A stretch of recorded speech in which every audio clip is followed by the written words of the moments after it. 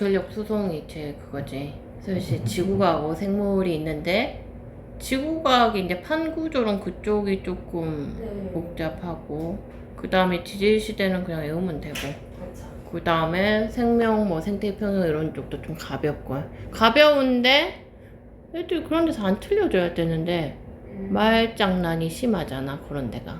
마이너스는 좀 충격이긴 했어요. 너가 근데 나는 진짜 나한테 물었잖아. 네. 그거 근데 오타예요.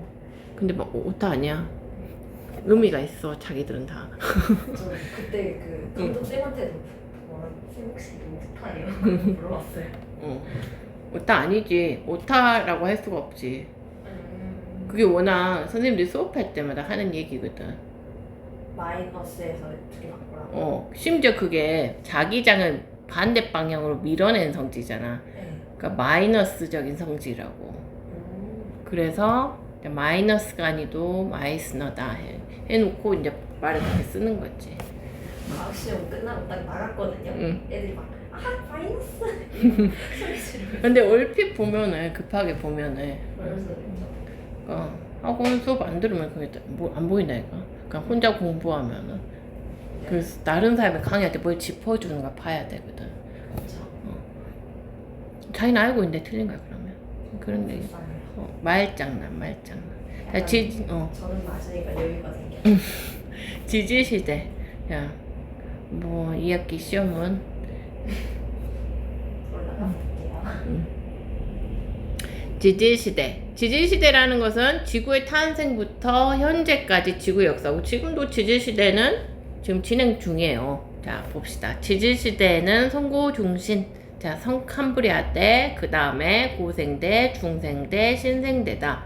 자 신생대의 맨 초반이 캄브리아기랬지. 자 캄브리아이기 때문에 고생대 맨 처음 내 말을 고생대 맨 처음이 캄브리아이기 때문에 선 캄브리아 시대라고 한댔어. 선은 한자고 캄브리아는 영어요. 알았어. 뭐 이게 캄브리아가 설마 한자일까? 약간 그 케임브리지 그 알지? 대학교. 그 케임브리지 근처 대학교 영국 거기 근처 지방이야. 지방 이름이에요. 케임브리지. 브라질 이런 쪽. 아니야. 자, 영국 쪽이야. 케임브리지, 캄브리아. 자, 캄브리아. 선 캄브리아 시대다. 자, 그래가지고 성구중신 이렇게 구분한다. 자, 역사가 제일 긴 거는 자, 여기 선 캄브리아 시대다. 그 다음에 고생대. 자, 그러니까 길이는 점점 짧아져. 그 다음에 자 이렇게 그러면 선고 중심을 어떻게 나눠놨니? 자 화석으로 나눴어. 화석으로 나타났다. 지질시대 화석이란 것은 생물은 자 환경 변화에 매우 민감하기 때문에 화석이 지질시대의 구분 기준이 된다. 오케이? 자 화석은 지질시대에 살았던 생물의 유해나 활동 흔적이 보존된 것이다. 자, 성캄브리아 시대는 생물 자체가 드물고요. 자, 생물 자체가 드물고 이렇게 긴 시간 동안 지각 변동이 많았기 때문에 남아있는 화석이 거의 없어. 그래도 성캄브리아 시대에도 화석이 있긴 있는데 그 두 개의 화석의 이름은 알아야 돼. 자, 최초의 생물은 어디서 출현했어? 바다에서 출현했고 걔가 뭐야? 걔가 광합성을 하는 왜 바다에서 출현했어? 최초의 생명이? 산소가 없어서. 산소가 없어서? 아니 오존층. 오존층이 없어서. 그치. 오존층이 없어서 자외선이 잘 도달하지 않는 바닷속에서 최초로 생명이 나타날 수 있었고 걔는 O2를 이용해서 광합성을 하는 남세균이었다. 이 남세균에게 달라붙어서 만들어진 화석이 스트로마톨라이트라고 이제 후반부에 적혀졌어. 성캄브리아 시대의 대표적인 화석으로서 자 스트로마톨라이트하고 이제 뒤에 나와. 그다음에 에디아카라 동물군이 있어요. 그러니까 화석이 없긴 없는데 그 두 개가 대표적인 화석이야. 알았지? 뒤에 나와. 그 두 개 이름 알아야 돼. 자, 화석이란 지질시대에 살았던 생물의 자, 사체 같은 것이 보존된 것인데, 자, 사체가 어느 시대를 대표하려고 보존되려면 한 100마리 살아서는 안 돼. 그 시대에 그냥 엄청나게 많이 살았어야 돼. 자, 많이 살았어야 했고, 몸이 자, 이렇게 뭔가 박혀 있으려면 단단한 부분이 있어야 돼. 단단한 부분이 있어야 되고, 자, 오랫동안 자, 안 묻혀버리면 그냥 분해되겠죠. 분해자에서 급속한 매몰이 있어야 되고, 화석화 작용이 있어야 된다. 화석화 작용은 뭐냐? 자, 붕어빵 틀같이 이렇게 생물체는 용해되고, 자, 이 생물체의 단단한 부분이 딱 찍힌 그것만 나타난 거를 몰드라고 하고, 여기에 뭔가 다른 것이 채워진 거를 캐스트라 그래. 몰드와 캐스트라는 이런 화석화 작용이 있어야 된다. 생물체 자체가 뭐 여기 이렇게 남아있는 경우는 거의 없고, 대부분 이 흔적이나 여기 흔적 속에 뭐가 채워진 게 남아있는 게 화석이에요. 이런 게 공룡도 그래요? 아니, 공룡은 뼈지. 아, 뼈가 남아있는 거. 화석화 작용. 뼈가 곳곳에 있는 것을 모아서 레고 조립하듯이 합쳐놓은 거지. 이 온전한 상태로는 없지. 없는데 이제 뼈를 골격을 맞춰놓은 거지. 자, 화석의 종류와 역할. 화석은 당시 생물이 살았던 서식지의 환경이나 자, 이 지층이 생성된 시기에 대한 정보를 제공하는데 서식지의 환경, 자, 시기, 자, 뭐를 제공하는 화석이냐에 따라서 표준 화석, 시상 화석이라 한다. 표준 화석은 자, 어떤 시기를 말해줘요. 자, 왜냐면 이 삼엽충이라는 애들은 고생대에만 살고 없어졌어. 이 삼엽충이 발견된 지층은 자, 고생대의 땅이구나. 이걸 알 수 있는 거야. 그 다음에 공룡은 중생대에 살다. 중생대는 공룡의 시대야. 자, 중생대는 공룡의 시대였고, 자, 이 공룡이 살다가 없어져서 공룡이 발견된 그쪽 땅 지층은, 요거는 중생대의 지층이구나. 이걸 알 수 있고, 이제 뭐 화폐석, 이건 신생대의 자, 생물인데, 자, 다른 때는 없어. 그러니까, 신생대의 이 화폐석에 화석이 나타나는 거야. 이 지층은, 자, 뭐다? 신생대에 만들어진 지층이구나. 이걸 알 수 있다. 그러니까 시기에 대한 정보를 조장하는 것은 표준화석이다. 자, 그 다음에 환경. 자, 여기 보면 산호, 고사리, 참나무는 지금도 우리한테 있는 거야. 예. 자, 근데 산호가 사는 환경이나 고사리가 사는 환경이나 참나무가 사는 환경은 지금도 그 옛날도 비슷해. 알았어? 얘들은 오래오래 살고 있는 거야.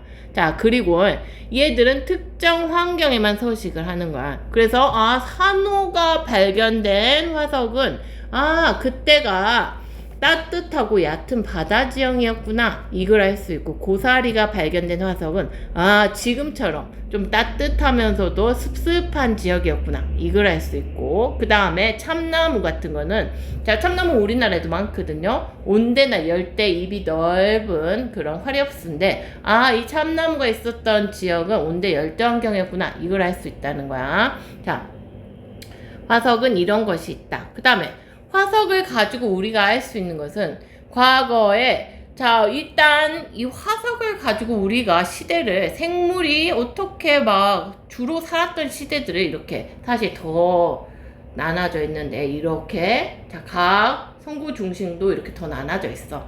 점점 화석으로 이거 다 나눠놓은 거라 이거야. 화석으로 이거 쫙 나눠놓은 것이다. 알았지? 자, 선구 중심 이렇게 나눠졌고, 자, 그 다음에 수륙부나 분포.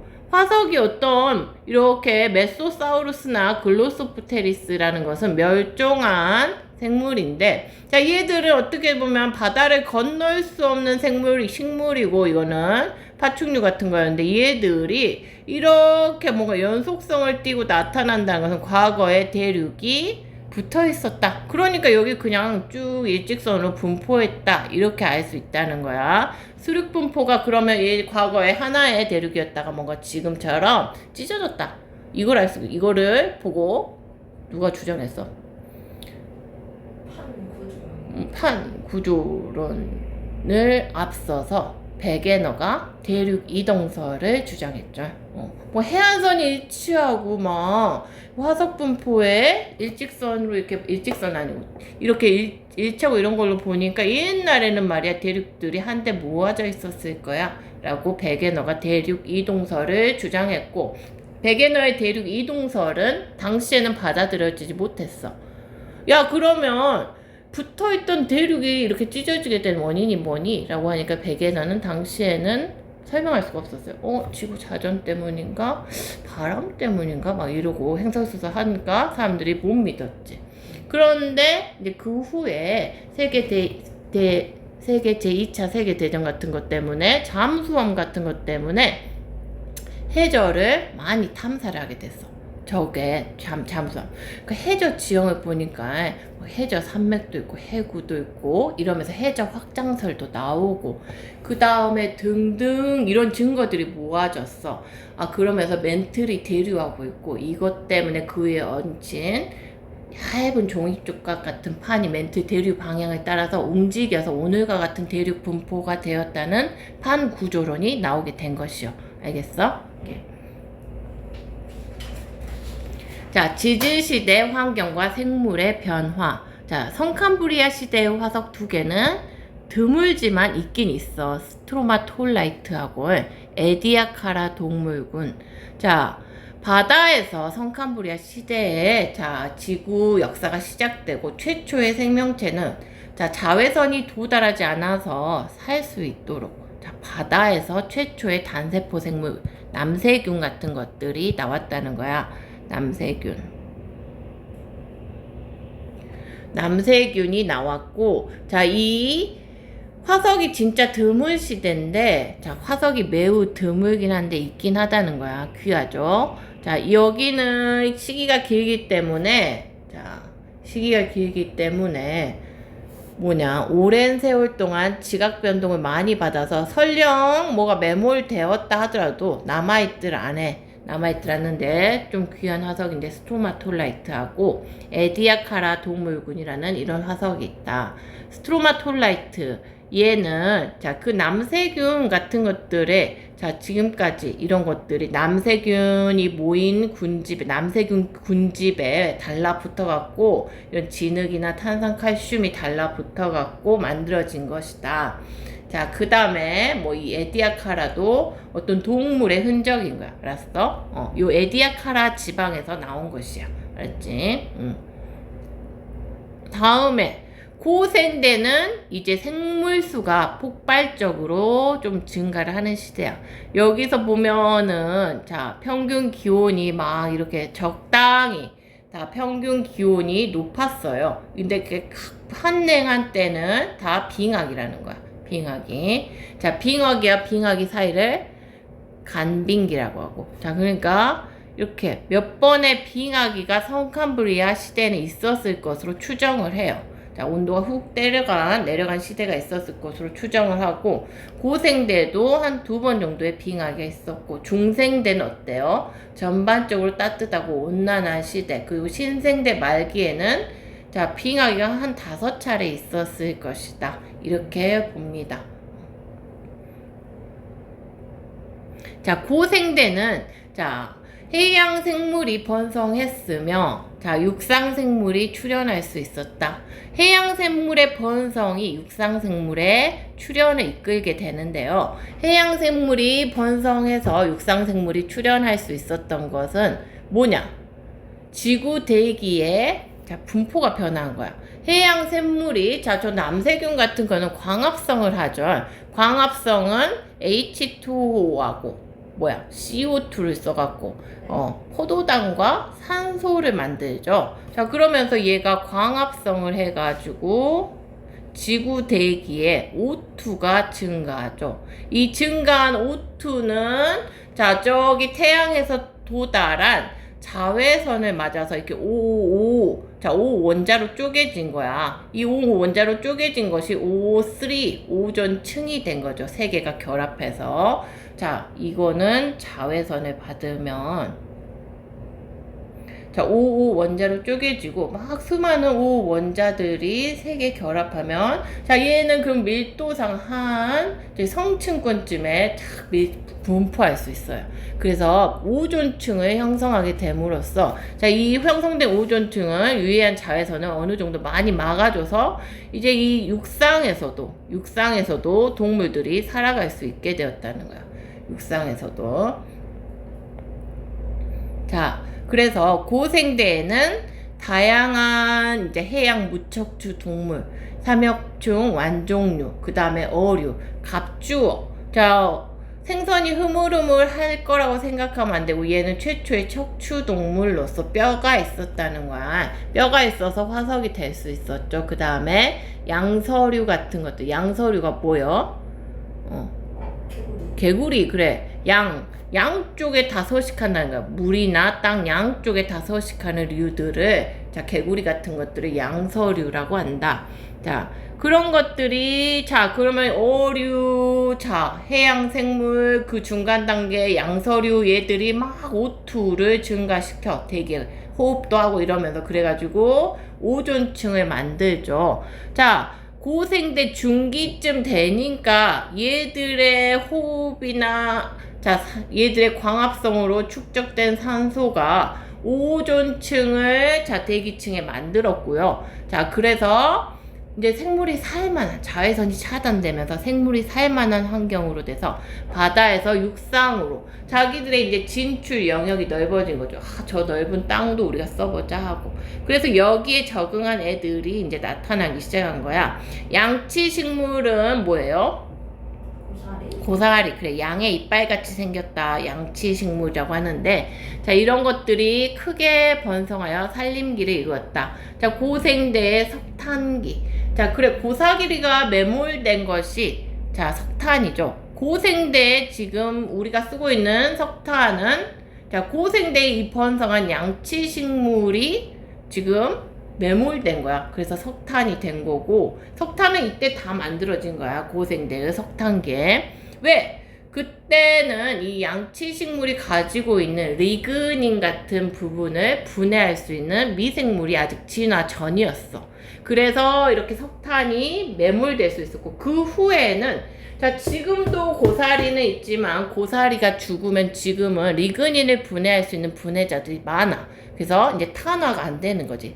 단단한 석탄화가 안 된다는 거야. 그래서 지금 우리가 쓰고 있는 석탄은 고생대의 양치식물이 다 만든 거야.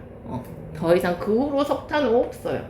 이때 석탄계, 우리가 쓰고 있는 석탄은 고생대에 다 만들어진 거야. 생물의 진화가 덜 돼서 자, 양치식물의 리그닌 같은 부분을 분해할 수 있는 분해자가 없었기 때문에 석탄이 남을 수 있었다. 알겠어요? 인공적으로 만들면 안 돼요?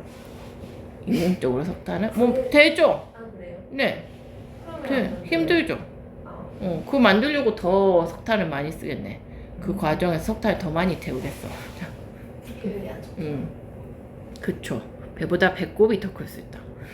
자, 그 다음에 파충류와 거시식물이 출현하였다. 자, 이제 우리가 지질시대를 배울 때 번성과 출현은 좀 구분을 할 필요가 있어. 번성과 무슨 시대에 뭐가 번성했고 무슨 시대에 뭐가 출현했고 출현한 이꼬로 번성은 아니야. 출현은 그냥 이때 최초로 등장했다는 말이고 번성은 굉장히 수가 많아졌다 그 말이야. 자, 그래서 양치식물은 번성했고 이때 이제 등장은 자, 양서류는 번성했는데 그 다음 단계인 파충류나 자, 거시식물 같은 것들은 출현했다. 알겠어? 번성과 출현은 살짝 구분해서 정리해 놓으면 뭔가 이게 생물의 진화 단계대로 그렇게 간다는 걸 볼 수가 있어요.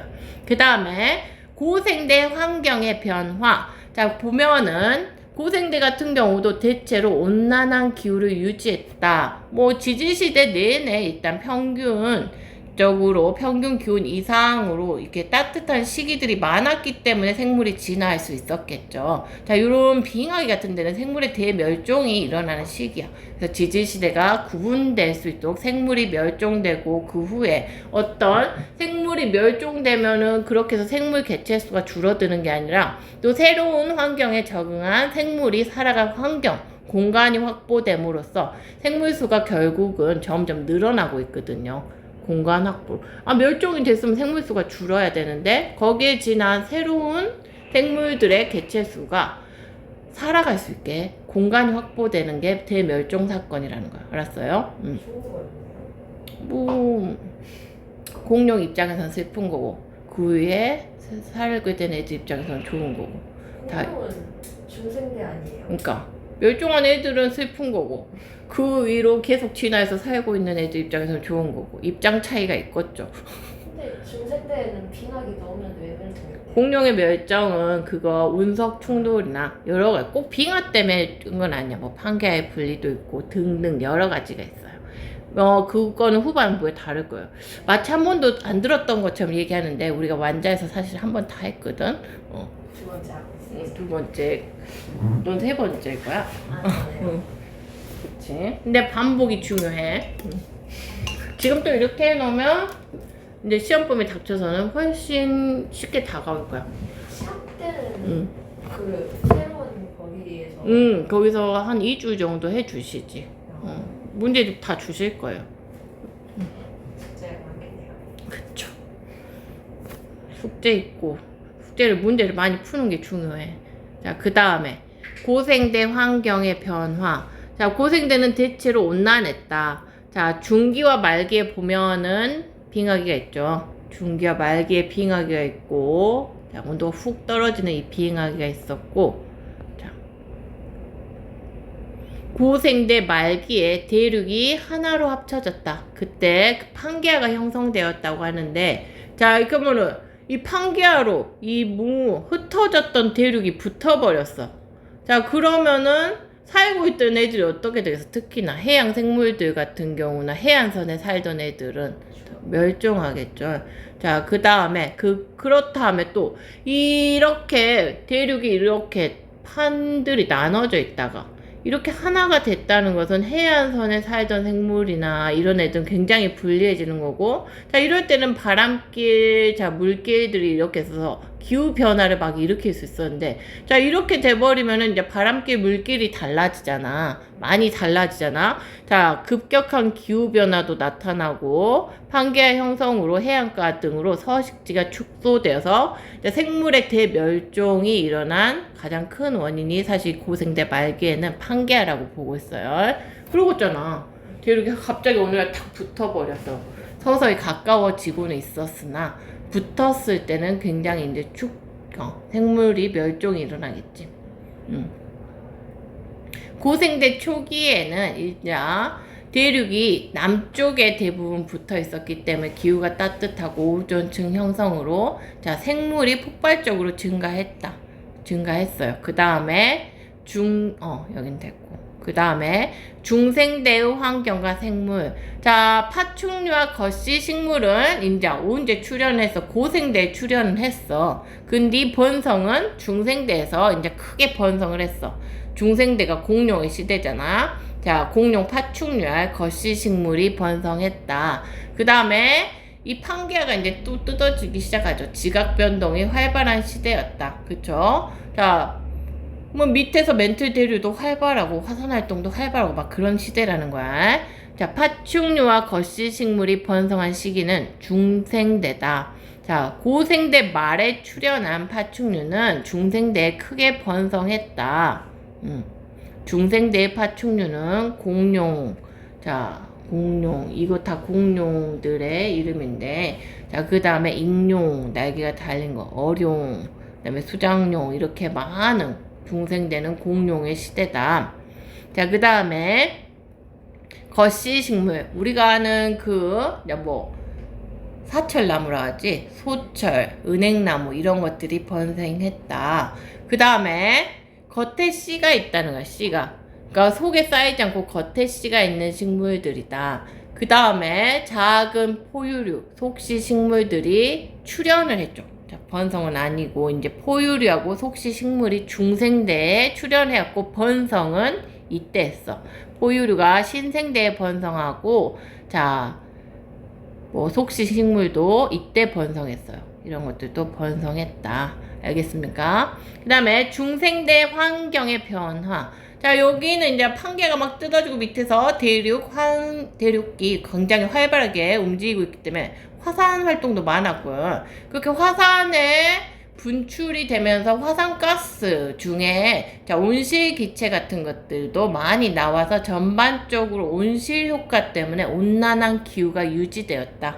그 다음에 판개와 분리로 대륙과 해양의 분포가 변화됐다. 말기에 공룡의 멸종은 뭐냐? 자, 운석 충돌설이 유력하죠. 사실 많은 설들은 있어. 우리는 설밖에 내세울 수 없지. 사실 확인할 수 없지. 타임머신을 들고 가서 보지 않는다면, 자, 이때는 운석 충돌이 원인으로 보이는 대멸종이 있었다. 자, 이때 중생대에 대멸종이 있었다. 그 다음에 고생대에 있었던 이 대멸종이 가장 큰 멸종이라고 보고 있어요. 이때 고생대 말기에 뭐다? 폐렴기죠. 폐렴기 대멸종이라 그래.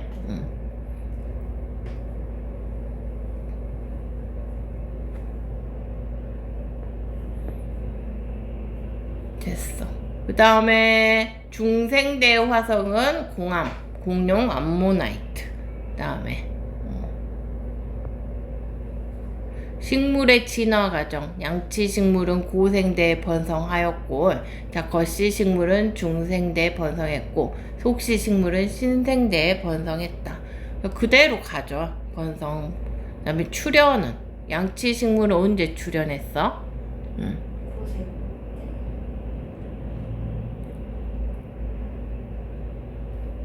양치 식물의 출현은 별로 언급이 안 되고, 이제 거시 식물은 출현은 이때 했어. 거시 식물의 출현은 고생대 했고, 그 다음에 속시 식물 출현은 중생대에 있었다. 출현과 번성을 뭐 출현했다 번성했다 이런 말들이 이제 지문에 나올 거야. 이거를 알고는 있어야 돼. 그 다음에 중생대 말에 출현한 포유류는, 우리도 포유류죠. 자, 포유류는 주변 환경의 변화에도 적응력이 강했다. 왜 그랬을까요? 자, 포유류는 다른, 여기 요 앞에 파충류까지 보다도, 주변 환경 변화에도 적응력이 강하였다. 파충류하고 포유류의 차이가 뭐야? 털이 있어요? 뼈가 있어요? 공룡이, 너하고 공룡을 생각해봐. 꼬리가 없어요. 아, 그래서 주변 환경의 변화에 꼬리가 없는 게, 야, 걔는 꼬리가 있잖아. 그러네요. 이거에 주변 환경의 변화에 적응력이 강하다는 말은 뭐냐면, 자, 포유류는 항온동물이죠. 네. 정온동물. 자, 그리고 파충류는 변온동물이죠. 그러니까는, 자, 막 빙하기가 오고, 막 날씨가 추워졌다, 더워졌다 했을 때 변온동물은 적응력이 떨어져. 네, 우리 같은 정온동물은, 왜요? 어때요? 몸이 웬만하면 36.5도씨로 유지가 되잖아. 자, 그래서 우리는 정온동물이어서, 포유류는 정온동물이어서 주변 환경의 온도가 자꾸 변하는 이 지질시대의 환경에 적응력이 강해서 신생대에 다양한 종으로 진화가 가능했다. 포유류는 다양한 종들이 나타났다는 거예요. 그래서 번성했다. 매머드, 코끼리의 조상이라고 보는 매머드도 이때 나타났고요.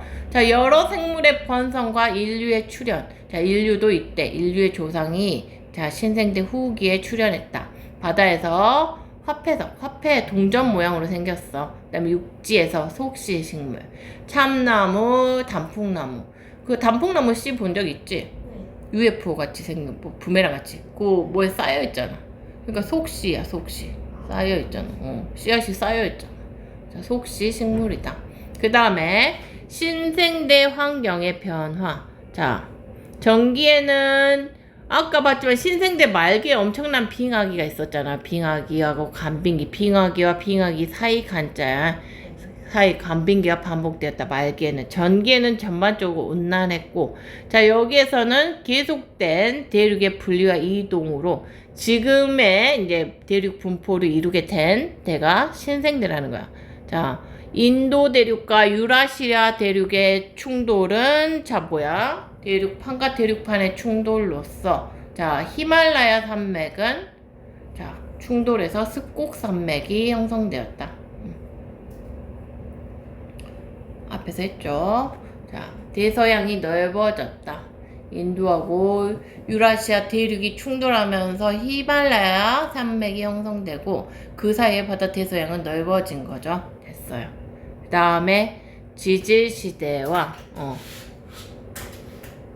그러니까 지금 대서양하고 인도양은 대륙이 이렇게 분포되면서 이 부분은 점점 넓어졌다는 거야. 자, 판게아가 형성돼서 고생대 말기에는 해안가의 서식지가 축소되는 등 급격한 환경 변화로 자, 대멸종이 발생했다. 그 다음에 그러니까 고생대 말기의 대멸종이 되게 큰 거야. 판게아 형성으로 인한 중생대에는 운석 충돌설이 유력하긴 하나 사실 다른 설들도 있어요. 자, 대륙과 해양의 분포가 다양해지고 이제 판게아의 분리로 기후가 대체로 온난해서 다양한 생물이 번성됐고 자, 그 다음에 신생대 말기에는 대서양 인도양이 지금 판들이 계속 이동하면서 넓어지고 태평양은 조금 더 좁아졌다. 자, 그러면서 현재와 같은 비슷한 분포를 유지했다. 자, 대서양, 인도양, 태평양이 어딘지는 알지? 그 다음에 밑에는 할 수 있지. 지질시대를 구분하는 기준은 지층에서 발견되는 무엇이다? 화석이다. 못은 지층의 생성 시기와 이거 뭐야? 못이 이거에 유용하게 이용돼.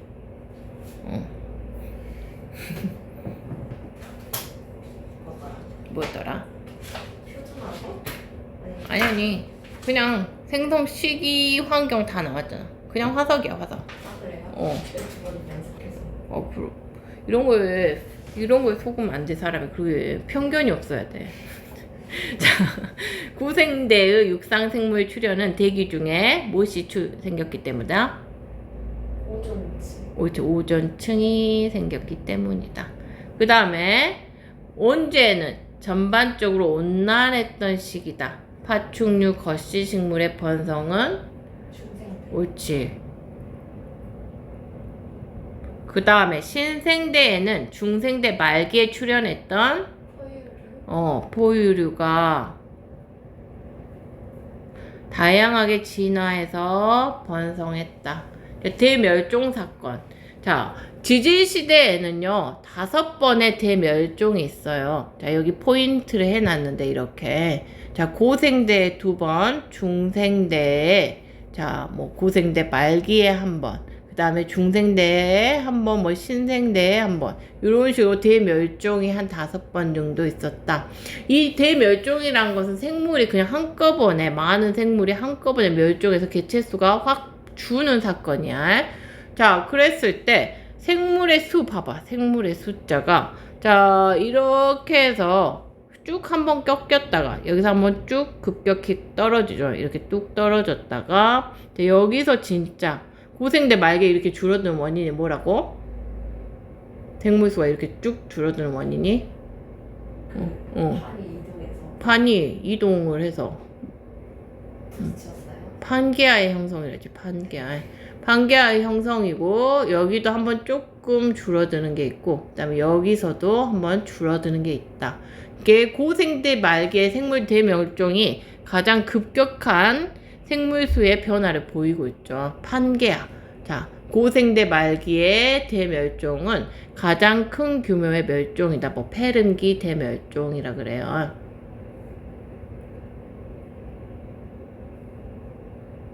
그러니까 이 5개 멸종 중에서 이 고생대 말기하고 자, 중생대 말기의 멸종이 유명한데 자, 추정 원인은 판게아가 형성돼서 급격한 기후변화, 그 다음에 해안선 축소 이런 것들이 있다는 거야.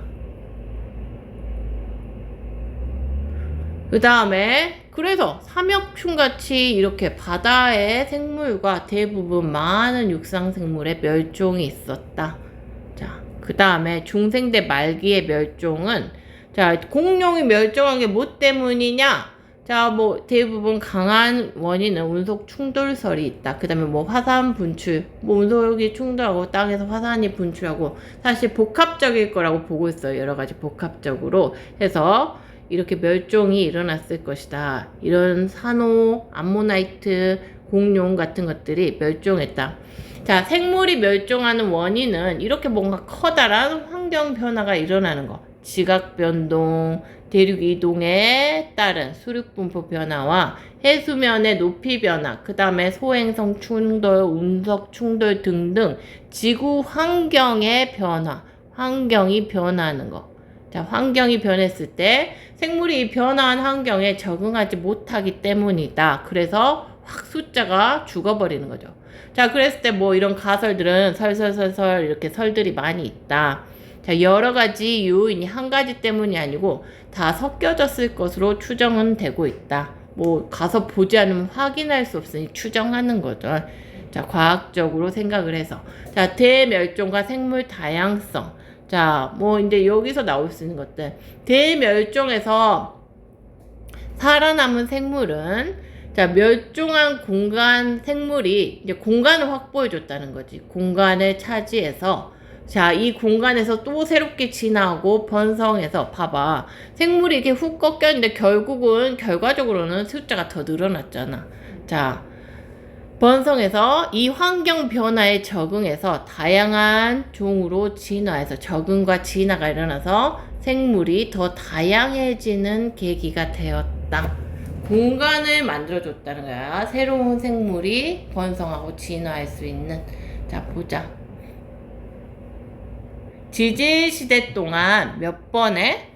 5번의 생물 대멸종이 있었는데 대멸종 사건은 새로운 환경에 적응한 생물들이 다양한 종으로 번성해 갈 수 있는 기회가 되었고 그래서 사실 생물 종의 수는 더 늘어났다. 자, 대멸종 이후 환경 변화에 적응한 생물은 다양한 종으로 진화해서 생태 공간을 다시 채운다. 이런 반복을 통해서 오늘날의 생물 뭐를 형성했다?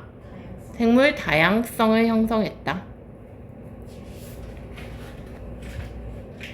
자, 여기는 숙제.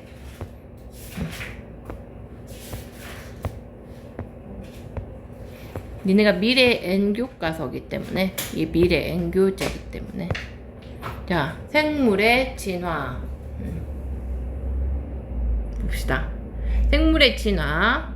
자, 지금 뭐 생물이 진화했다 이런 내용으로 끝났어. 지질시대. 자, 생물이 오랜 시간 동안 여러 세대를 거치면서 환경에 적응해서 변화하는 과정으로 자, 이것 때문에 진화 때문에 생물 다양성이 생겨났다. 생물 종이 다양해졌다. 자, 변이. 자, 같은 생물종의 개체 간에 나타나는 형질의 차이다.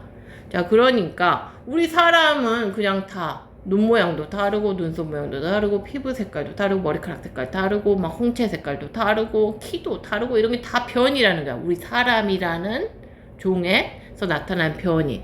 자, 유럽 정원 달팽이 뭐 얘들의 보니까 얘들도 색깔도 모양도 뭐 다양한 것도 이것도 달팽이의 껍데기라는 형질의 변이다. 그 다음에 뭐 사람의 피부색도 자, 피부색이라는 형질의 변이다. 그 다음에 무당벌레 겉날개도 무늬도 점박이도 다 다르지. 이거는 겉날개의 형질이라는 것의 변이다. 알겠지? 자, 그 다음에 환경과 변이. 자, 어떤 이런 형질의 차이가 환경에 따라서 어떤 거는 불리할 수도 있고 어떤 건 유리할 수도 있다는 거야. 자, 남모양 적혈구 빈혈증 이거 봤지? 자, 뭐였어? 자, 우리가 보통 적혈구 일반 정상 적혈구는 어떻게 생겼어? 이렇게 원반형으로 생겼고 이렇게 원반형으로 오목하게 생겨갖고 이 안에 헤모글로빈이 있어갖고 헤모글로빈이 자, 산소가 많은 데서는 산소하고 부착을 해. 산소하고 부착을 해갖고 자, 헤모글로빈이 산소하고 부착을 해갖고 다니다가 산소가 적은 데 가면 얘를 띄워준단 말이야. 그래서 이 적혈구의 헤모글로빈이 뭐다? 산소를 운반하는 역할을 하죠. 산소를 운반한다. 자, 그런데 자, 남모양 적혈구는 적혈구 모양이 이렇게 생겼는데 이렇게 생긴 나처럼 생긴 이유가 뭐야? 변이가 뭐 때문에 일어났는데? 이거를 중간고사 때 했어야 할 텐데. 유전자의 염기 서열이 달랐죠, 하나가. 그러면 이제 적혈구의 모양이라는 형질이 이렇게 발현이 된 거야. 염기 서열 하나가 차이가 나서. 페닐케톤요증 남모양 적혈구 했던 거 기억나냐? 학교에서는 안 했던 것 같아요. 아직 시험을 안 봤나? 그런 것 같아요. 시험을 안 봐서 그러지. 페닐케톤요증하고 남모양 적혈구, 자, 유전자에서 아미노산의 염기 서열이 하나 바뀐 거예요. 그래서 지금 이렇게 된 거야. 자, 이랬는데 이거는 이 남모양 적혈구는 산소 운반 능력이 굉장히 떨어져요. 그래가지고 또 이거는 별로 좋지 않겠죠. 혈관도 자주 터트리고 그런단 말이야. 그러잖아. 그래서 남모양 적혈구를 가진 사람들은 정상 적혈구를 가진 사람에 비해서 산소 운반 능력도 떨어지고, 그 다음에 심한 빈혈, 산소가 잘 안 공급되니까 빈혈을 유발해서 자, 생존에 불리하지만 말라리아, 자, 모기 같은 것이 물러가지고 걸리는 병인데 여기에 대해서 저항성을, 내가 말라리아 유충이 이런 피 가진 사람 안 문다는 거야. 피가 맛이 없나 보지. 먹어도 별로 쓸데가 없나 보지. 자기들이 먹었을 때 뭔가 영양분이 안 되나 보죠. 자, 이런 피를 안 먹어요.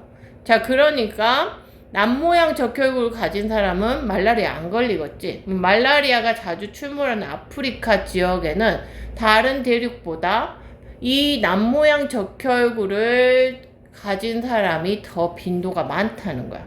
그 환경에 적응한 결과죠. 그 다음에 진화와 변이. 변이가 여러 세대 동안 자손에게 전달되면 이런 형질이 전달되게 되면 쌓이면서 이 형질의 차이가 커지면서 진화가 일어난다. 변이는 진화의 원동력이 된다. 자, 갈라파고스 제도 어디 그림이 있을? 그래. 여기 있어. 자, 갈라파고스의 제도는, 자, 많은 섬들이 모인 데를 제도라 그래. 제도라고 하는데, 처음에 어떤 갈라파고스에 이 핀치라는 새들이 왔는데 부리 모양이 다양해서 이 부리 모양의 변이가 있었단 말이야. 근데 얘들이 뭐 이제 335 짝을 지어서 여러 섬으로 갔는데 이 섬들은 먹이 환경이 달랐어요. 여기 이 섬에는 길고 뾰족한 자, 가시를 가진 선인장이 먹이로 많았고 여기는 크고 단단한 씨앗이 많은 섬이었어. 그랬더니 자, 시간이 오래오래 지나고 봤더니 자, 이 섬에는 어떤 핀치가 많아졌겠어요? 자, 이 가시를 피해서 선인장을 쪼아 먹을 수 있는 가늘고 긴 뿌리를 가진 애들이 유리했고 여기 크고 단단한 씨앗이 먹이로 많은 데에는 크고 단단한 얘를 깨먹을 수 있는 뿌리를 가진 애들이 계속 경쟁에서 살아남았겠지. 그래가지고 얘들만 살아남고 걔들끼리 짝짓기 하고 새끼 낳고 막 이런 식으로 반복되면서 오랜 시간이 지나니까 여긴 길고 뾰족한 부리를 가는 핀치들이 자 있는 섬이 됐고 여기는 이런 섬이 되었는데 이런 애들은 오랜 시간 이런 변이가 누적되면서 이 차이가 커져가지고 새로운 종으로 진화를 했다는 거야. 그러면 원래 이거 한 종이었는데 차이가 미미했는데 그 환경이 분리되면서 뭔가 변이의 누적으로 변이 차이가 커져서 아예 이제 새로운 종으로 진화를 했거든. 그러면 종이 많아진 거죠. 종 다양성을 가져왔다는 거야. 그러니까 변이는 이런 상황에서 진화를 이끌고 진화는 종 다양성을 이끈다. 알겠습니까? 오케이.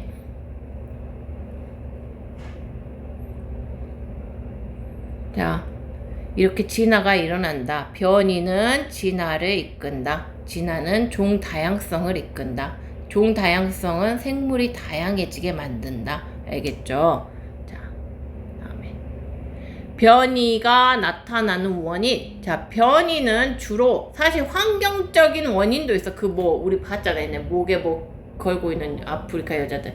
자, 그거는 이제 환경적인 원인도 있는데 우리가 말하는 원인은 자, 유전적인 거야. 환경적인 변이도 있지만 비유전적인 환경의 영향에 의해서 나타나는 것으로 이거가 자, 뭐 그 아프리카 여인들 목에 이렇게 링 걸고 있는 이 아프리카 여인들이 애기 낳는다 해서 얘들이 목이 이래갖고 태어나진 않아. 얘들 또 정상인으로 태어나는데 여기 뼈가 이어날 때 자꾸 그렇게 애들을 늘려버리는 거지. 후천적으로 애들이 목이 길어지는 거지. 자, 태어날 때 뭐 이거가 유전 받아가지고 이대로 태어나는 건 아니야. 자, 그래서 비유전적인 변이 형제 목 길이의 차이는 이거는 비유전적인 요인이고, 자, 대부분 우리가 말하는 변이는 자, 유전자의 차이를 말해. 유전적인 변이로서 유전자의 차이로 나타나는 유전적 변이를 말하는데요. 자, 유전적 변이의 원인에는 돌연 변이하고 유성 생식이 있어요. 자, 돌연 변이는 말 그대로 변이는 변인데 돌연이 나타난 변이야. 돌연이. 그러니까 뭐냐? 그러니까 그 옛날에 이렇게 히어로물 보면은 뭔가 뭐 무슨 선에 노출됐다던가 무슨 방사능 그래 그런 게 갑자기 부모는 그런 사람이 아니야. 부모는 그런 사람이 아닌데 갑자기 막 초능력자가 된 거야. 그게 바로 돌연변이야. 자, 뭔가 이런 부모들만 갖고 있는데 얘가 무슨 갑자기 무슨 오염물질에 노출이 돼서 혼자 유전자에 변이가 일어나서 초록색이 됐다 봐. 이게 바로 돌연변이에요. 얘가 새로운 유전자를 갖게 된 거죠. 자, 돌연변이니까 꼭 나쁜 거는 아닐 수가 있어. 자, 좀 다양성을 이끌죠. 생물적인 측면에서는. 돌연변이는 새로운 유전자가 만들어져. 뭔가 염기서열이 변화한다든가 멀쩡해가지고 뭔가 이런 거야. 자, 새로운 유전자가 만들어져 다양한 형질이 나타날 수 있다. 자, 붉은색 유전자만 가지고 있던 이런 무리에서 돌연변이 부모가 이런 사람이 아닌데 이런 유전자가 없는데 이런 거 안 줬는데 얘가 하여튼 어떤 원인에 의해서 돌연이 변이를 만들어버린 거야. 초록색 유전자가 만들어져. 이제 얘는 그러면 이 유전자 자체가 변형이 된 거니까 자, 자손 중에 초록색 딱정벌레가 있는데 얘가 결혼하면 나오겠죠. 얘 자손 중에도 나올 것이. 이렇게 해서 자, 돌연변이가 있을 수 있고 변이는 자, 이제 기본적인 변이는 이 돌연변이가 아니라면 생식 과정에서 자, 우리가 암컷과 수컷이 이런 생식 과정에서 생식세포의 조합으로 엄마로부터 하나 받고 아빠로부터 하나 받을 때 엄마가 가진 이 유전자고 아빠가 가진 이 유전자가 이렇게 섞여져서 얘는 얼룩이가 된 거지. 얼룩이. 귀엽네요. 귀엽다. 자, 얼룩무늬 강아지가 나타난다. 자, 봅시다. 생물이 오랜 시간 동안 여러 세대를 거치면서 변화하는 과정을 뭐라 한다? 변이, 단신화. 진화. 그 다음에 오랜 시간 동안 이거는 진화예요. 자, 진화는 하루아침에 일어나는 게 아니야. 두 번째. 이거를 뭐라 한다? 변이. 세 번째. 변이는 주로 개체가 가진 형질? 유전자? 형질의 차이 이꼬르 변이고 네. 요 형질의 차이를 만드는 것은 유전자야.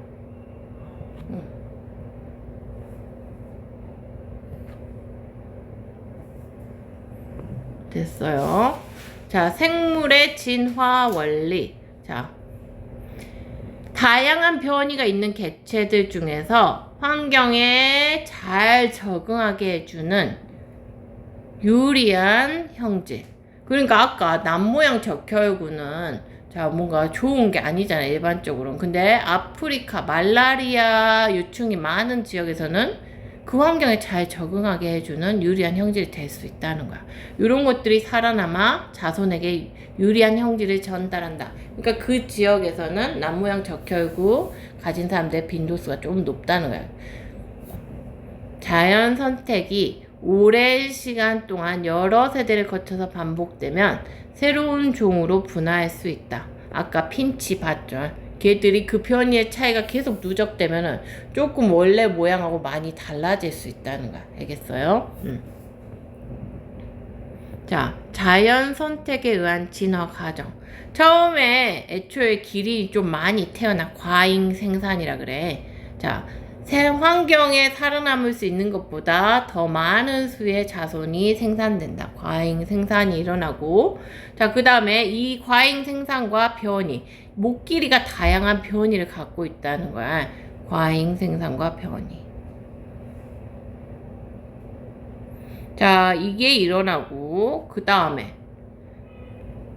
얘들이 이제 먹이를 가지고 먹이나 환경, 서식지, 배우자를 이용한 생존 경쟁이 일어난다. 그 다음에 이때 여기서 나온 게 있죠. 자, 생존에 유리한 형질을 가진 개체가 더 많이 살아남아 많은 수의 자손을 남긴다. 이게 뭐야? 생존에 유리한 형질을 가진 개체가 더 많이 살아남아. 이게 적자 생존이죠. 적합한 자가 생존한다는 거야. 자, 자연 선택, 적자 생존에 의한 자연 선택이 일어난다. 자, 그래서 자, 자연 선택이 일어나고, 자, 이런 과정이 지나서 기린이라는 애들은 이런 환경에서 목이 긴 기린으로 진화가 된다. 진화가 일어나죠. 알겠습니까?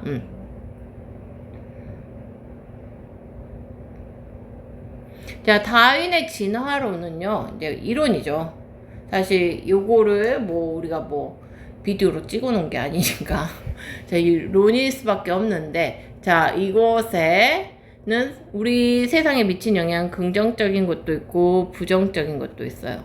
자, 긍정적인 거는 뭐냐? 생물 사이에 이런 뭔가 동일한 규칙이나 다양성, 또 이렇게 차이가 있나 이런 걸 설명하는 이론이 되었다.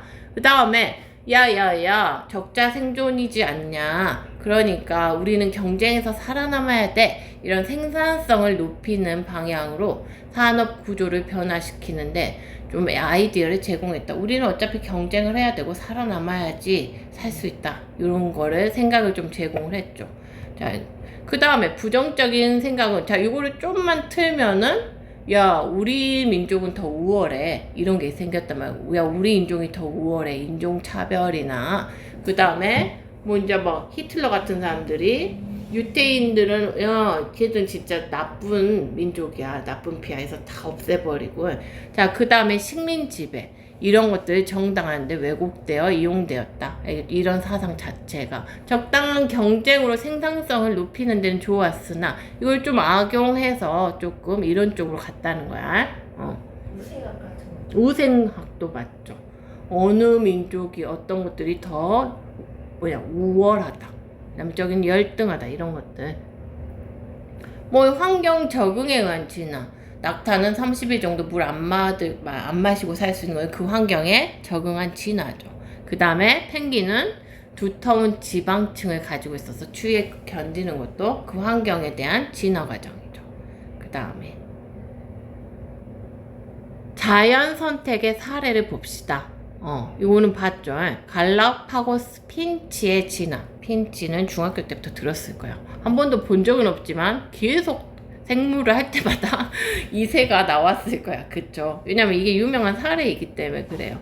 자, 핀치가 각 섬의 먹이 환경에 적응해서 여러 종으로 진화했다는 거야. 알죠? 자연 선택에 의한 먹이 환경에 가장 적합한 아이들이 자연적으로 선택되었다는 거야. 자연 선택에 의한 진화다. 그 다음에 환경에 따른 나방의 개체수 변화. 자, 산업혁명 이전에는요, 지유류는, 그러니까, 버섯하고 곰팡이하고 좀 섞인 건데, 자, 그런 건데, 나무죽에 그렇게 하얀 지유류가 많이 있었어요.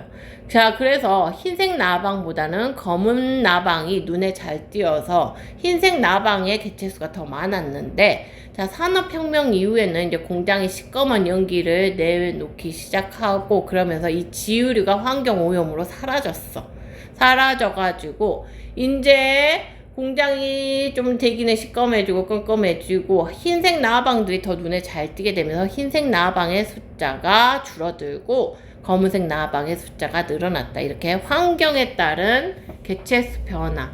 이런 게 있고, 그 다음에 생물 간의 상호작용에 의한 진화. 자, 초식동물은 이제 뭐 1차 생산자죠. 자, 풀 뜯어먹고 사는 애들인데, 얘들은 자기를 잡아먹는 육식동물로부터 피해야 되니까 오래오래 잘 달릴 수 있는, 가다가 지쳐서 쓰러지면 잡아먹히는 거야. 그러니까 장거리 달리기를 잘할 수 있는 애들이 살아남았어. 자, 그 다음에 육식동물은 속도가 빨라야 돼. 저렇게 장거리 달리기 잘하는 애들을 빨리 가서 캐치를 해야 된다는 거야. 그러니까 얘네들은 단거리 달리기를 잘하는 애들이 좀 많다. 치타 같은 애들 제일 빠르다 하잖아. 자, 초식동물은 하여튼간 오래오래 달려야 돼. 알았죠? 그래서 빨리 안 잡혀야 돼. 최대한 빨리 달려. 그러면 지구에 생명체가 출현한 가설은, 자, 사실 몰라. 근데 이제 설이 있어. 자, 화학 진화설, 원시 대기에서 뭔가 원소는 있었는데, 원소는 있을 때 번개 같은 게 착착 쳐주고 막 이러면서 그런 고전류가 흐르면서 어떤 화학 반응이 일어나서 최초에 뭐 단백질 같은 거 비슷한 게 합성이 됐고, 그것이 뭔가 생명으로 진화하는 초석이 되었다. 뭐 이런 것도 있고, 이것도 마찬가지야. 심해의 열수구에서, 뭐 열수구라는 것은 깊은 바다 밑에, 여기도 그러니까 고온 고압 이런 상황에서 뭔가 화학 반응이 좀 일어날 수 있는 상황이어서 뭔가 원소는 있고 그래서 만들어졌다 이런 거야. 그냥 외계 유입설, 뭐 말 그대로 외계에서 유기물이 날라왔다 이런 거고, 몰라. 근데 뭐 모른다는 거야. 그 다음에 항생제 내성 세균의 출현과 진화, 이것도 이제 시험에 나오죠. 자, 자연 선택에 의한 항생제. 항생제는 뭐야? 모든 세균을 죽이는 약이야. 자, 그런데 그 항생제를 자꾸 먹으면 우리 몸이 이제 안 듣는다죠. 어떤 약도 안 듣는다고 하는데, 항생제를 지속적으로 사용하는 환경에서는 항생제 내성 세균이, 저항성 세균이 생겨서, 자, 항생제 내성 세균 집단으로 진화한다. 자, 처음에 여기 세균들이 있었어. 세균들이 있었는데 뭐 돌연변이건 뭐 어떤 이유에 의해서, 자, 항생제 내성 세균이 한 마리 생겼어. 근데 여기 항생제를 사용했다. 자, 그러니까 뭐 여기 이런 애들 막 죽었겠지. 죽었고 얘는 살아남았다. 얘는 살아남았고 번식했다. 자, 그러다 보니까 결과적으로 얘 숫자가 좀 더 많아지고 죽은 얘들 좀 남았고, 계속 사용하면은 얘는 죽어버리고 얘만 살아남아서 이제 항생제를 써도 죽지 않는 애들만 살아남게 된다는 거야. 항생제 내성 세균 집단으로 진화한다. 그러니까 농약 같은 거를 자꾸 써도 그렇다. 그 농약의 내성이 생겨버려. 그러면 어떻게 제초제, 벌레가 안 죽어. 이제 해를 지날수록 지난번에 썼던 약으로는 안 들어. 그러니까 농약이 더 세져야 돼. 농약을 한 번 쓰기 시작하면 농약이 해년마다 진해지고 세져야 돼. 그러면 또 생물은 거기 뭐 벌레들은 또 진화를 해서 거기에 내성을 가져. 계속 농약은 세지고 계속 벌레들은 진하고. 그러니까 사실 우리가 농약을 뿌린 걸 먹으면 우리 몸에 좋을 리가 없잖아. 그러니까 농약을 뿌린 거를 안 먹는 게 좋죠. 왜냐면 자꾸 벌레들이 진화를 한단 말이야. 내성을 가져버리고 그런 애들만 살아남는다는 거야.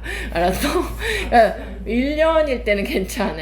근데 한 10년 농약 치면은 이제 좀 엄청 진하다는 거야. 알았어? 왜 안 죽어? 진한의 농도로는 안 죽어. 알았지? 자, 보자. 노란색 조화제. 우리 지난해 스티로폼 폼폼이로 했어. 그래요? 완전히 샜어. 그랬던 것 같아. 이거 스티로폼 폼폼이로 했다. 그게 했던 것 같아? 벨크로 테이프하고 이걸로 했는데, 이번에는 M&M 초콜릿으로 했어. 자, 그래갖고 자, 이번에는 이렇게 똑같은 빨간색, 빨초파 이렇게 세 가지를 노란색 도화지에 놓고, 그 다음에 노란색 도화지, 빨초파 10개씩 뿌려놓고 항생제라는 장갑을 끼워야 되고 항생제 쓰고. 자, 그 다음에 이런 상황에서, 자, 눈을 감았다고 떴을 때 가장 눈에 띄는 거 하나 없앤다. 뭐가 선택받겠어? 노란색 제외하고 다 선택받을 확률이 좀 있죠. 그렇게 해서 자, 손으로 집는 거는 항생제를 사용하는 걸 의미해. 그 다음에 이런 색깔이 있는 애들은 그냥 항생제 내성이 없는 세균들을 의미하고, 노란색 이 초콜릿은 항생제 내성 세균을 의미하죠. 자, 얘한테 선택을 안 받는다는 거야. 그랬을 때 남은 수의 초콜릿 수만큼 같은 색의 초콜릿을 추가해 놓는다. 이 남은 세균의 증식을 의미해. 증식을 의미하고, 그러면은 결국 이 과정이 되풀이 되면은 자, 모두 자, 어떻게 된다? 이렇게 되면 거의 마지막에는 노란색만 남아있게 된다는 거야. 근데 이제 네 번째 같은 경우는 자, 이런 상황에서 빨간색 초콜릿 2개를 노란색 초콜릿으로 바꾼 후에 자, 2, 3 과정을 반복해보면 자, 이 항생제 내성이 있는 세균이 들어간 집단에서 어떻게 되느냐 보니까 여기하고 지금 여기서는 항생제 내성이 없었구나. 자, 여기까지는 그냥 그런 상황이고, 요거를 넣은 다음에 여기서부터 해보니까 결과적으로 노란색만 남게 되더라는 거지. 노란색만 남게 되더라. 노란색 초콜릿만 남게 되더라. 그보다 얘들이 항생제 내성 세균이 노란색이 자연 선택되어서 세균 집단이 항생제 내성 집단으로 진화한다. 항생제를 지속적으로 사용하는 환경, 계속 초콜릿을 집어내는 상황이죠. 자, 실험을 반복할수록 노란색 초콜릿의 비율이 점점 증가한다. 됐죠? 그 다음에 환경에 유리한 형질을 가진 개체가 살아남아 자손에게 유리한 형질을 전달하는 생물의 진화 원리를 뭐라고 한다? 자연선택. 자연선택이라 하죠. 자연선택.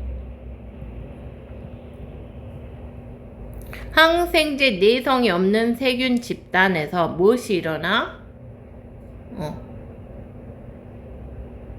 이게 어떻게 출현하는 거야? 변이. 변이가? 돌연변이. 그렇지. 돌연변이가 일어나야 되죠. 돌연이 변이가 일어나야 되는 거죠. 변이는 원래 다 가지고 있고, 자, 돌연변이가 일어난다. 여기 뒤에 싹 속죄. 생물 다양성 엄청나게 간단한 단원이야. 봅시다. 해요. 15분은 많은 걸 할 수 있는 시간이야. 이 단원 얼마나 간단해. 할 수 있어. 이 단원 아는 애들이 좀 숙제가 너무 많지 않을까요? 괜찮아. 집에서 하면 돼. 자, 봅시다. 생물 다양성. 지구 각지에 살고 있는 생물의 다양한 정도. 내용이 쉬워. 생물의 다양한 정도를 이걸 끌 필요가 없어. 나타내는 게 생물 다양성이고, 자, 지구에 사는 생물 전체를 의미한다. 생물 다양성의 범위. 자, 모든 생물종이야. 뭐 빠진 생물 없어. 이거는 종 다양성. 그 다음에 자, 모든 생물과 환경의 상호작용에 관한 다양한 생태계 다양성. 그 다음에 각각의 생물종이 가지는 유전 정보에서 나타나는 변이의 다양함, 유전적 다양성. 이 세 개가 생물 다양성을 말해요. 요 소개가. 자, 생물 다양성의 이 세 가지 다양성, 종 다양성, 생태계 다양성, 유전적 다양성의 특징을 봐봅시다. 자, 유전적 다양성은 자, 변이가 다양하다는 걸 말해요. 같은 생물종 사이에서 자, 변이가 다양하다는 걸 나타내. 유전적으로 다양하다는 건데, 자, 개체수가 충분히 유지가 되고, 자, 개체수가 상당하고, 그 다음에 생물종 내의 형질의 차이가 많을수록 유전적 다양성이 높다는 거야. 유전적 다양성이 높으면 좋은 이유가 뭐냐면 뭐예요?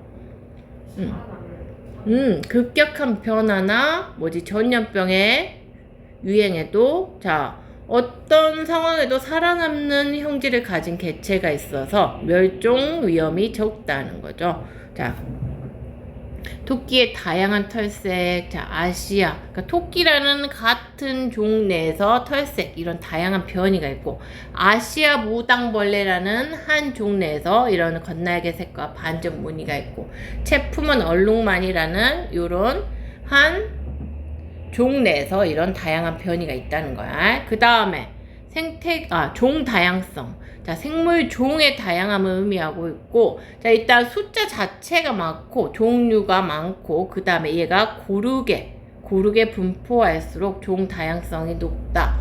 그냥,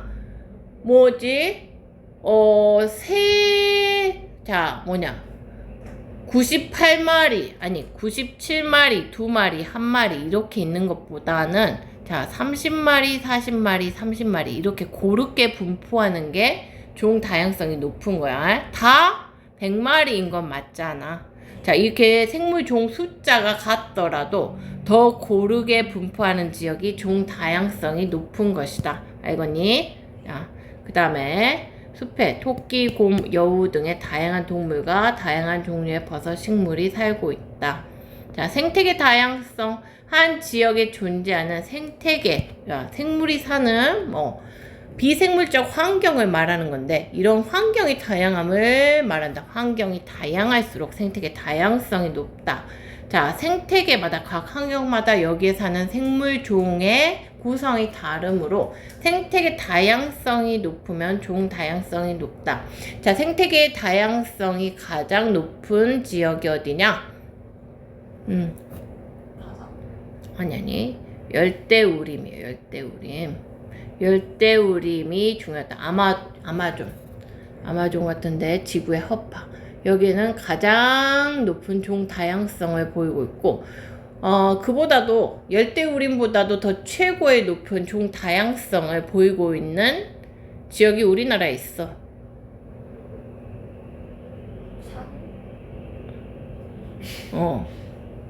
도시? 비무장지대예요. 비무장지대는 사람의 출입이 없어버리잖아. 거기에는 진짜 멸종, 위기종 등 다양한 생물종이 다 서식하고 있어요. 거기 지뢰 안 터져요, 그럼? 걔들은 괜찮은 것 같아. 굉장히 많은 식물, 동물, 곤충, 새 다 살고 있어서, 자, 생태학적으로는 굉장히 중요한 지역이죠. 그 다음에 우리나라에는 산, 숲, 강, 바다, 초원 등의 다양한 생태계가 존재한다. 자, 그 다음에 유전적 다양성, 종 다양성 이거 봤고, 지구에 사는 생물 전체를 의미하며, 자, 살고 있는 생물의 다양한 정도를 뭐라 한다?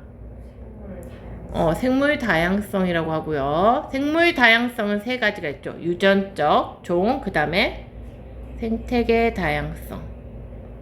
그 다음에 같은 생물 종 사이에서 나타나는 유전자의 다양함은 뭐다?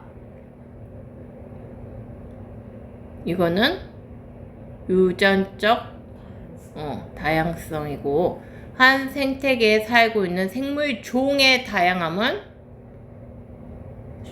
그렇지, 종 다양성이다.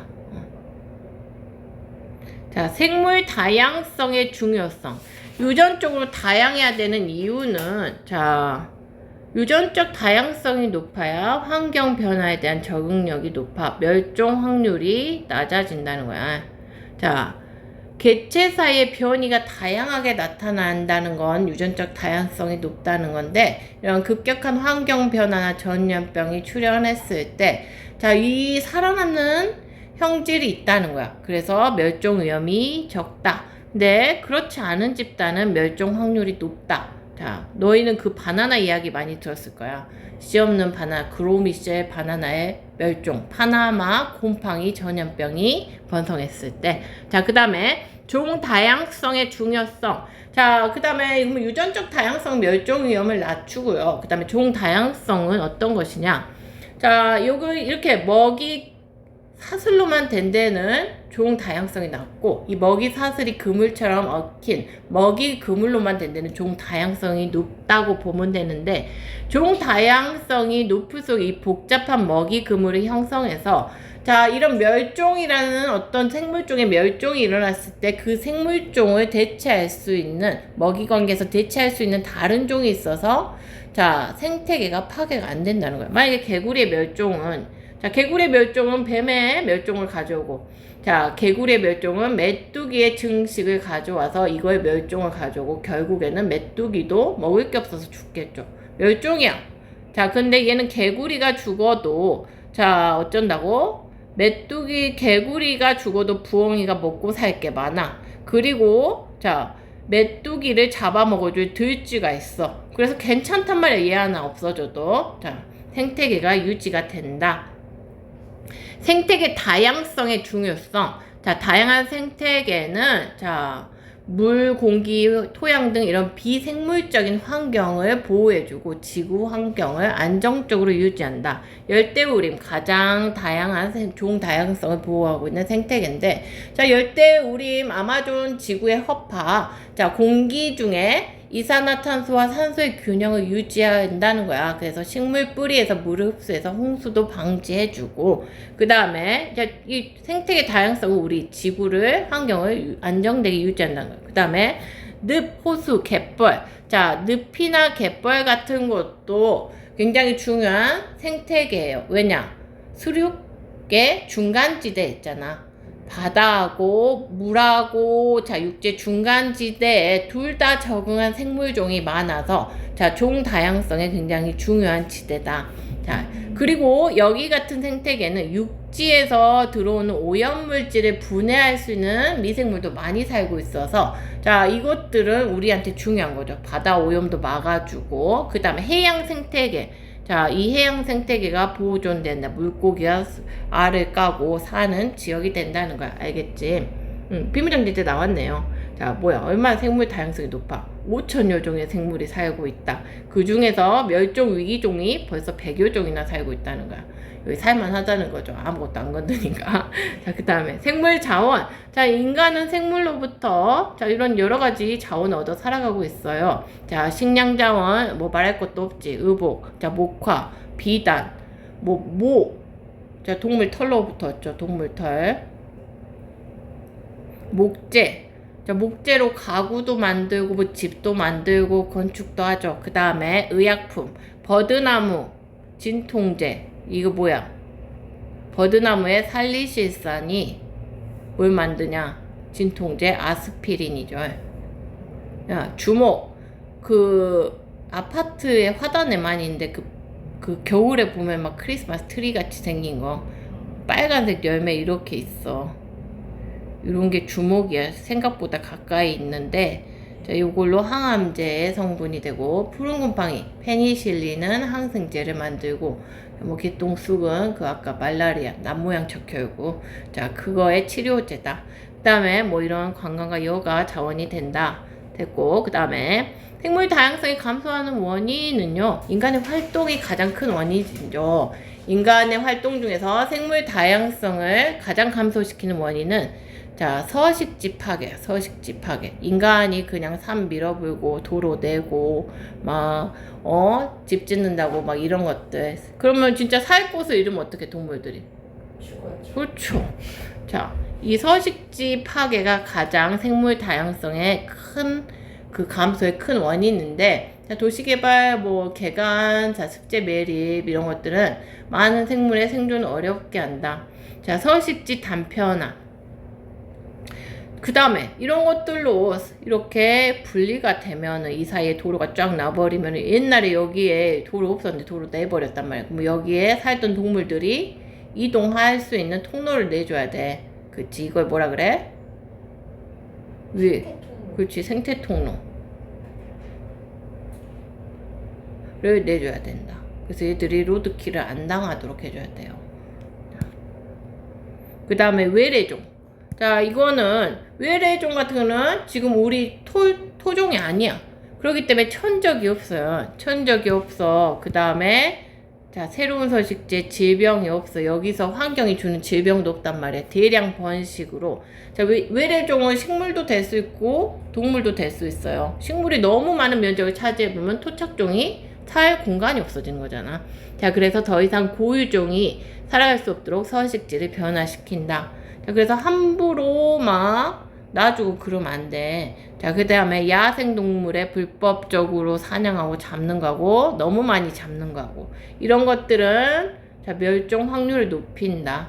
먹이 관계에 영향을 미친다. 환경 오염으로 자, 생물들이, 민감한 생물들은 멸종할 수 있다는 거죠. 자, 그렇게 해서 사회적 수준에서는 에너지도 절약하고, 에너지 절약해서 오염물질을 잘 배출 안 해야 돼. 오염물질 배출 안 해야 되고. 자, 이것도 오염물질 배출하지 말아라. 그 말이야. 이것도 오염물질 배출하지 말아라. 그 다음에 이런 것들 사회적으로 해라. 그 다음에 국가적 수준에서는, 자, 뭐, 국가적으로는 뭐냐. 이런 거, 멸종 위기종 지정. 그 다음에 뭐, 보건사업. 그 다음에 법률 제정. 그 다음에 국립공원 지정. 그 다음에 종자은행. 자, 뭐 우리나라 고유 종자를 모아서 보관하는 거야. 그 다음에 불법 포획이나 남획을 금지. 그 다음에 외래종 도입하기 전에 이런 것들을 나라에서 철저히 검증을 해야 된다는 거죠. 그 다음에 국제적 수준엔 협약, 생물 다양성 협약이고, 람사르 협약은 자, 물새 보호에 소중한 습지를 보존하기 위한 것이다. 그 다음에 뭐 멸종 위기에 처한 국제 결의에 관한 협약이 있고, 뭐 이거. 그 다음에 이동성 야생 동물의 보존에 관한 협약이 있다. 됐어요. 자, 밑에 봐봐. 무엇이 높으면 환경 변화에 대한 적응력이 높아 멸종 확률이 낮아진다. 생물 다양성. 아니, 멸종 확률. 유전. 그래. 형질이 다양해서 뭔가 어떤 환경 변화에 적응하는 형질이 있어야 된다는 거야. 유전적 다양성. 그 다음에 뭔 다양성이 높으면? 총다양성. 그렇지. 종 다양성이 높아야지 어떤 애가 멸종해도 먹이 관계에서 걔를 대체해줄 애가 있어서 살아남는 거지. 그 다음에 뭐의 도입은? 외래종의 도입. 그 다음에 생물 다양성 협약과 같은 다양한 국제 협약의 체결이죠. 그 다음에 숙제는 우후후. 너무 많은 거 아니에요? 많지. 해. 자, 피가 되고 살이 되는 공부. 여름방학이지. 하라고. 자, 끝까지 다음 시간에 새 책 나가요.